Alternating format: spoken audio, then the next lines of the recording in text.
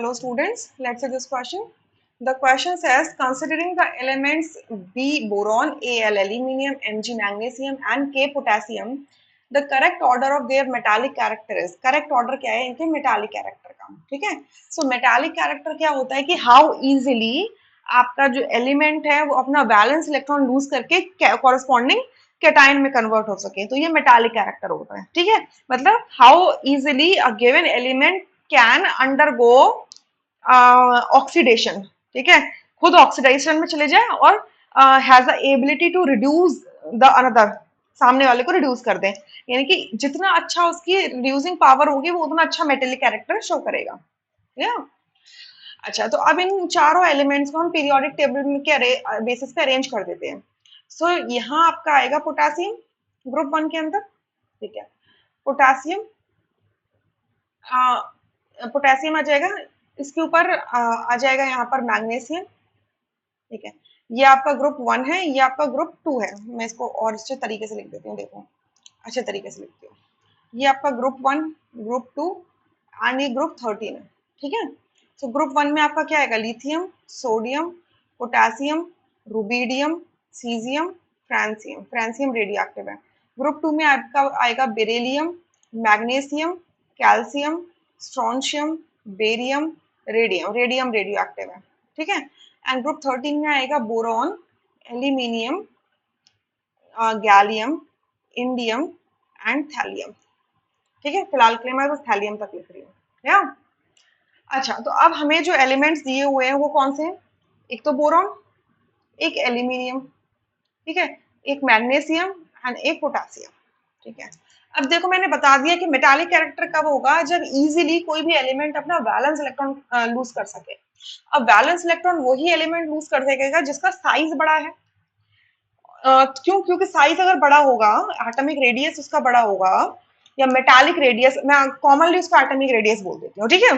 अगर उसका atomic radius बड़ा होगा तो क्या होगा, वैलेंस इलेक्ट्रॉन और न्यूक्लियस के बीच में अट्रैक्टिव फोर्सेस वीक होंगी, सो आपका इजीली वैलेंस इलेक्ट्रॉन निकल सकेगा, ठीक है। सो देखो हम डाउन द ग्रुप जाते हैं तो क्या होता है, साइज इंक्रीज हो जाता है, एटॉमिक रेडियस इंक्रीज हो जाता है, क्यों? क्योंकि नंबर ऑफ शेल्स इंक्रीज होती हैं, तो इनर इलेक्ट्रॉन्स बहुत अच्छा शील्डिंग इफेक्ट कॉज करते हैं, और बैलेंस इलेक्ट्रॉन पर जो न्यूक्लियर चार्ज है जो इंक्रीज हो रहा है वो आउट वे हो जाता है, क्लियर, और साइज बढ़ जाता है, क्लियर। सो पोटेशियम क्या साइज सबसे बड़ा होगा मैग्नीशियम से, ठीक है, और मैग्नीशियम का बड़ा होगा एल्यूमिनियम से, और एल्यूमिनियम का बड़ा होगा बोरॉन से, यानी कि जो इजीली इलेक्ट्रॉन लूज कर देगा वो आपका पोटेशियम होगा, ठीक है। अच्छा, पोटेशियम। अब देखो अगर हम एक पीरियड में मूव करते हैं, एक पीरियड में मूव करते हैं, ऐसे जाते हैं, अगर मैग्नीशियम और एल्यूमिनियम को देखें तो साइज क्या हो जाता है, छोटा हो जाता है, क्यों? नंबर ऑफ शेल सेम है, सो इंक्रीजिंग एक एक इलेक्ट्रॉन बढ़ रहा है तो अच्छा शील्डिंग इफेक्ट कॉज नहीं करता वैलेंस इलेक्ट्रॉन पर। आपका इंक्रीजिंग न्यूक्लियर चार्ज क्या होता है, उसको आउटवे कर देता है और साइज छोटा हो जाता है, एटॉमिक रेडियस छोटा हो जाता है, जिस वजह से लास्ट इलेक्ट्रॉन, वैलेंस इलेक्ट्रॉन आपके न्यूक्लियस से बहुत स्ट्रांगली अट्रैक्टेड रहता है और इजिली निकाला नहीं जा सकता, ठीक है। तो इसका मतलब मैग्नीशियम का साइज बड़ा होगा और एल्यूमिनियम का बड़ा, एल्यूमिनियम का छोटा होगा, तो मैग्नीशियम से इलेक्ट्रॉन निकालना थोड़ा सा आसान है, ठीक है। तो मैग्नीशियम की मेटालिक प्रॉपर्टी ज्यादा होगी, मैं ऐसे मेटालिक प्रॉपर्टी के बेसिस पे लिख रहे हैं ना, तो पोटेशियम की सबसे ज्यादा, फिर मैग्नीशियम की, फिर आपके एल्यूमिनियम की होगी, क्योंकि बोरॉन और एल्यूमिनियम तो एक ही ग्रुप में है ना, तो अगेन साइज वाला फैक्टर लगा दोगे, तो सबसे कम मेटालिक प्रॉपर्टी किसकी होगी, बोरॉन की होगी। सो यहाँ से फोर्थ ऑप्शन करेक्ट होगा, rest options are incorrect. I hope you understood this question really very well.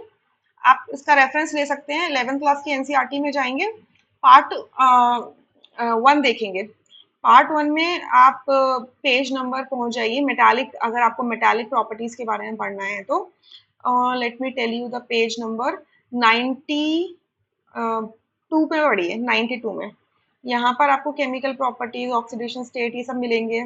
साथ के साथ ही अगर मेटालिक प्रॉपर्टीज देखनी है कि क्या होती है मेटालिक प्रॉपर्टी, एग्जैक्टली सिर्फ मेटालिक प्रॉपर्टीज देखनी है तो आप पेज नंबर 94 में पहुंच जाइए, ठीक है। 94 में जो राइट हैंड साइड कॉलम है, यहाँ पर लिखा भी हुआ है कि आपकी जो मेटालिक प्रॉपर्टीज होती हैं एंड नॉन मेटालिक प्रॉपर्टीज कैसे वेरी करती है पीरियोडिक टेबल में, कि metallic character of an element which is the highest at the extremely left decreases and the non-metallic character increases while moving from left to right across the period, ठीक है। So I hope you can take the reference from there. Thank you.